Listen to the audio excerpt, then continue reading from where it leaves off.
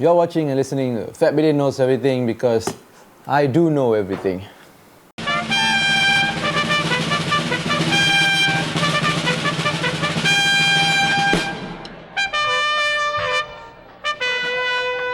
And this week, what I want to talk about is these bloody trolls that are trolling everybody who is showing just a little bit of sympathy to the Rohingya refugees.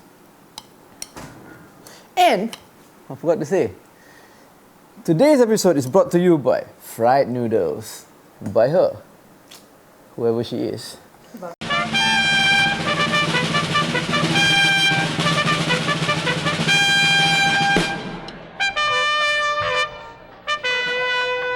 But I like eating, and I can't do it during the fasting month at the daytime because I would be fasting, right?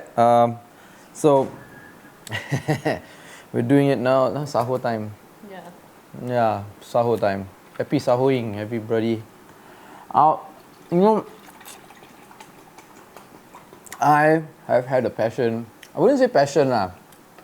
I've always felt for the Rohingya. I've always felt for any refugees because, as you know, I am a war journalist who have been to many different countries around the world where there's conflict and war. And I have seen the negative effects of war, which is not very nice, right? And I've always felt that people who are trying to get away from a situation that's a war zone deserves the right to do so. And we all know what is happening with the Rohingya. In Myanmar, they are being oppressed. There's ethnic cleansing going on by the Myanmar government. We thought Aung San Suu Kyi would have improved the situation when she was voted into power. But it seems that she's been disappointing. Yeah. And Malaysia has never been a signatory of the Refugee Convention. And any refugee that lands on our shores always be treated as illegal immigrants and usually deported back to wherever they come from. Every once in a while, the Malaysian authorities will allow these refugees to come in, and then they hand them over to the responsibility of the UNHCR, which doesn't say much. Because these people, even though they're registered with the UNHCR, sometimes when they go out, if they do get caught by the authorities, they either get stopped and requested for duit kopi, or they actually get detained and later are deported. Although some actually get returned back to UNHCR, right? But anyway, because Malaysia doesn't recognize these refugees, they don't get any rights to education, to work, to employment, to medical benefits and all that, medical aid and all that. So it's a very tough life, right? I've done documentaries and I've written about this a lot. Now, I'm a believer of open borders, that human beings should be allowed to travel anywhere they want to build a better life for themselves, because that's what human civilization has always done for centuries, right? And then now suddenly we've got this concept of country borders and then they're not allowed to do so anymore. I think that's a little bit of bullshit lah. But I know that's too much of a liberal and progressive idea that it will never happen in my lifetime. All I'm asking is, be compassionate and help these refugees. Let them land and give them aid. And here's the problem. We are under a pandemic. Everybody's dying, getting sick because of this stupid coronavirus thing. And in the last few weeks, boats have arrived in the Malaysian shores carrying hundreds of these refugees, these Rohingya refugees, from Myanmar. And what the Malaysian authorities have done is to allow them to push these boats away, turn them back, and go back to their country, which they can't do because if they go back to Myanmar, they face oppression, ethnic cleansing, death basically, torture and death, right? So they can't do it. You just floated away at sea, reached nearby Bangladesh. Bangladesh didn't want them, which is surprising because Bangladesh has always been accepting of the Rohingyas because they have the biggest refugee camp there, which houses close to like 1 million Rohingyas. And they've always had their borders open for these Rohingyas to come in, but this time they didn't want to take them. Like several dozen of these Rohingya on board have died because of starvation and were thrown overboard. And they've got literally nowhere to go. Now, I understand it's a pandemic and we're afraid to open our borders because then we're opening our borders to people who are infected with the virus. But right now, Where is the compassion that we have? Malaysia has been doing a pretty good job. My hat's off to the Health Ministry and our DG, Dr. Nur Hisham Abdullah, for really handling the pandemic well.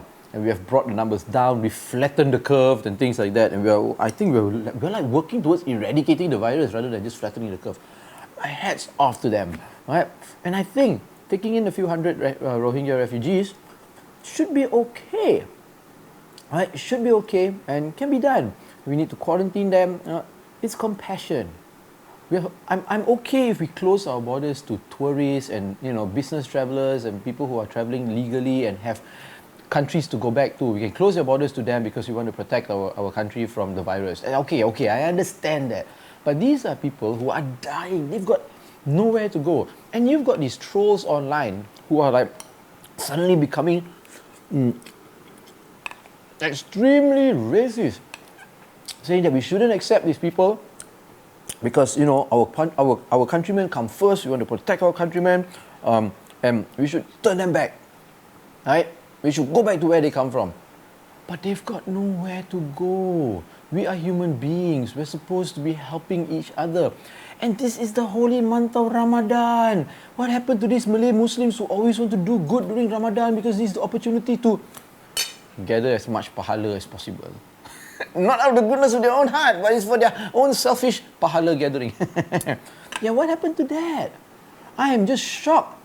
Looking at the comments in my column in Malaysia Kini when I wrote about the Rohingyas, asking them to go back, and I've got lots of videos on my YouTube channel, this YouTube channel about the Rohingyas as well, and the amount of like mean things that people are commenting about these Rohingyas, it's terrible.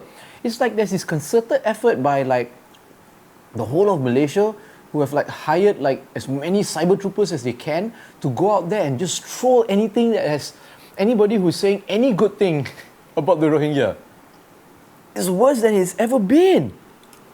And the thing is, so many of these politicians who have politicized this matter before this, when it was cool to fight for the Rohingyas, would organize big, huge rallies in stadiums to support the Rohingyas.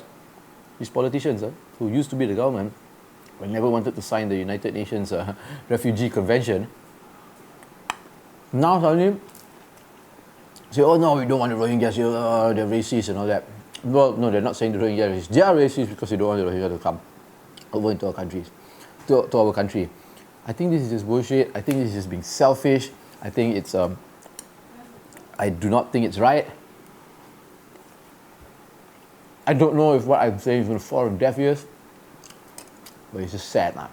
Right? Just sad. Now, let me know what you all think, okay, about the Rohingya issue. If you are trolls, I'm not going to censor you just for trolling and saying bad things. But just remember that it just shows who you are. If you're saying mean things about different human beings and you don't want to help them. Alright? Okay. Now, I'm on to the section where I actually recommend or highlight something to you that I think is interesting. I'm going to highlight to you two Instagram accounts, which I think is pretty cool. It's Young Arif Special Effects and Young Arif Band. Now, this is a group of kids who, total biasness here, okay? Yep. Close family friends. One of my very, very good friends from university. We grew up together and we've started raising families together. Apan, Arif Rafhan Osman, who is also my collaborator. He illustrates all of my books and we've done films together as well. He writes the scores to a lot of my documentaries. He has 3 kids who are friends with my kids, right? It's like they've known each other from birth, right? And they've been doing really cool special effects videos and magic videos, right? And they've gotten like acknowledgement from their heroes like Zack King and all that, right? And they also are very talented musically and they play all kinds of music. And instruments, yeah, they play all kinds of instruments and music as well, right? The most important thing is they play music that I like. And they're a really talented bunch of kids. I like looking at their Instagram accounts and their videos that they do. And they're good friends with my kids. I love them, almost like my own kids. And I would recommend you guys to go and check them out. Alright? Okay, I think that's it for this week. I'm going to continue my sahur. I'm going to eat with my daughter Athena. Thanks to whoever this lady is behind here who cooks sahur for us every day. And Alithia is awake? yeah. What? Alithia is awake? She doesn't fast? We asked her, Alithia, do you want to puasa? No, I want to eat food. But she's a kid. I'm proud of Athena though. She's doing her full day fasting. Never missed a day yet, right? That's right. Yeah, first time. Okay, so you think Achilles can puasa? Do you think a 7-month-old baby can puasa? Wajib. Okay, anyway, you've been watching and listening to Fat Bidin. No, wait. Like this video. Don't like this video. Subscribe to our channel. Comment. Follow us on all our social media platforms at Fat Bidin. Or go to fatbidin.com to get everything. You've been watching and listening to the Fat Bidin Film Club. No! You've been watching and listening to Fat Bidin Knows Everything. Yeah. I'm assuming, right? No, I don't say that for Fat Bidin Knows Everything. I've got 3 kids, 1 wife, and me to support. So you've got to help fund my life. So you actually can go to the Fat Bidin e-store, right? I'm gonna link it below.